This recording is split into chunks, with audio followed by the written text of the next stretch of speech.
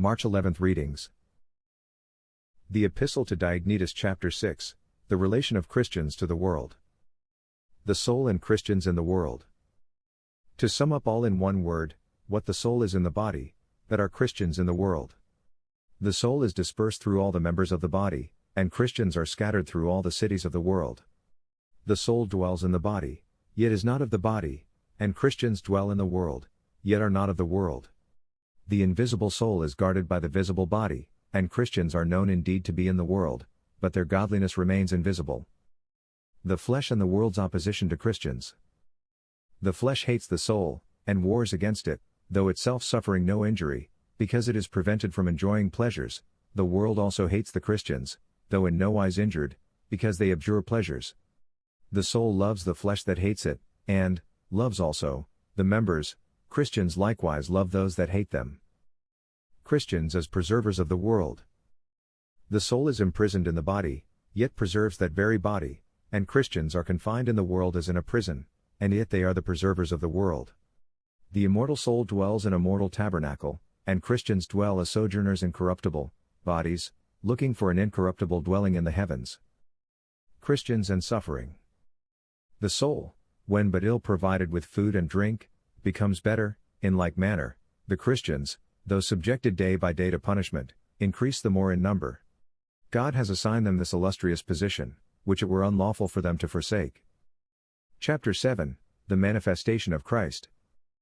Christ's divine mission. For, as I said, this was no mere earthly invention which was delivered to them, nor is it a mere human system of opinion, which they judge it right to preserve so carefully, nor has a dispensation of mere human mysteries been committed to them, but truly God Himself, who is Almighty, the Creator of all things, and invisible, has sent from heaven, and placed among men, Him who is, the truth, and the holy and incomprehensible Word, and has firmly established Him in their hearts. The role of Christ's mission. He did not, as one might have imagined, send to men any servant, or angel, or ruler, or any one of those who bear sway over earthly things, or one of those to whom the government of things in the heavens has been entrusted, but the very Creator and Fashioner of all things, by whom He made the heavens, by whom He enclosed the sea within its proper bounds, whose ordinances all the stars faithfully observe, from whom the sun has received the measure of his daily course to be observed, whom the moon obeys, being commanded to shine in the night, and whom the stars also obey, following the moon in her course. Christ's approach to humanity. Was it then, as one might conceive, for the purpose of exercising tyranny, or of inspiring fear and terror? By no means, but under the influence of clemency and meekness. As a king sends his son, who is also a king, so sent He him. As God He sent Him, as to men He sent Him, as a Savior He sent Him, and as seeking to persuade, not to compel us, for violence has no place in the character of God. As calling us He sent Him, not as vengefully pursuing us, as loving us He sent Him, not as judging us.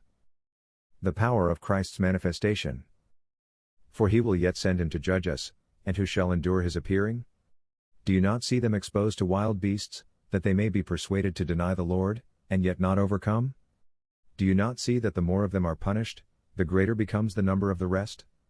This does not seem to be the work of man, this is the power of God, these are the evidences of His manifestation. Chapter 8, the miserable state of men before the coming of the Word. The absurdity of pre-Christian philosophies. For, who of men at all understood before His coming what God is? Do you accept of the vain and silly doctrines of those who are deemed trustworthy philosophers?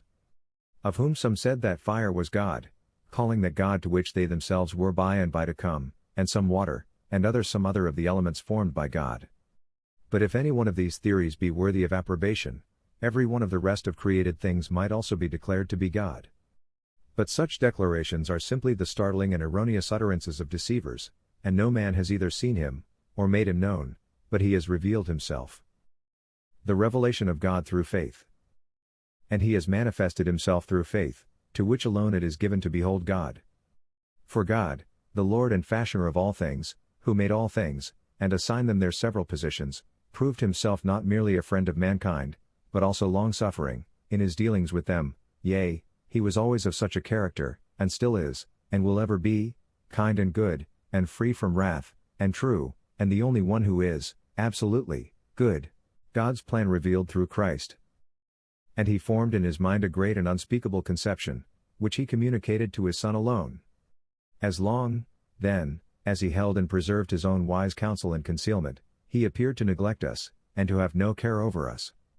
But after he revealed and laid open, through his beloved Son, the things which had been prepared from the beginning, he conferred every blessing all at once upon us, so that we should both share in his benefits, and see and be active in his service. Augustine. Confessions, chapter 10.1. Augustine's recovery and continued deception. Thou restoredst me then from that illness, and made sound the son of thy handmaid meanwhile in body, that he might live for thee, to endow him with a higher and more enduring health.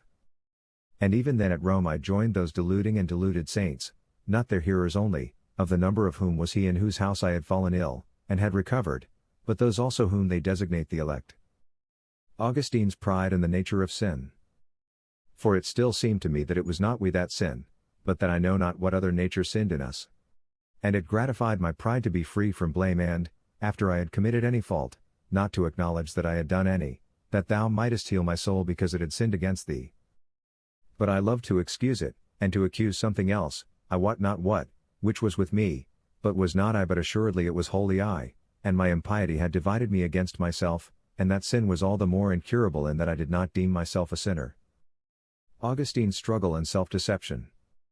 And execrable iniquity it was, O God omnipotent, that I would rather have thee to be overcome in me to my destruction, than myself of thee to salvation. Not yet, therefore, hadst thou set a watch before my mouth, and kept the door of my lips, that my heart might not incline to wicked speeches, to make excuses of sins, with men that work iniquity, and, therefore, was I still united with their elect. Thomas Aquinas. Summa Theologica, Part 1, Question 36, Article 2. Question: Whether the Holy Spirit proceeds from the Son? Objection 6. It seems that the Holy Spirit does not proceed from the Son.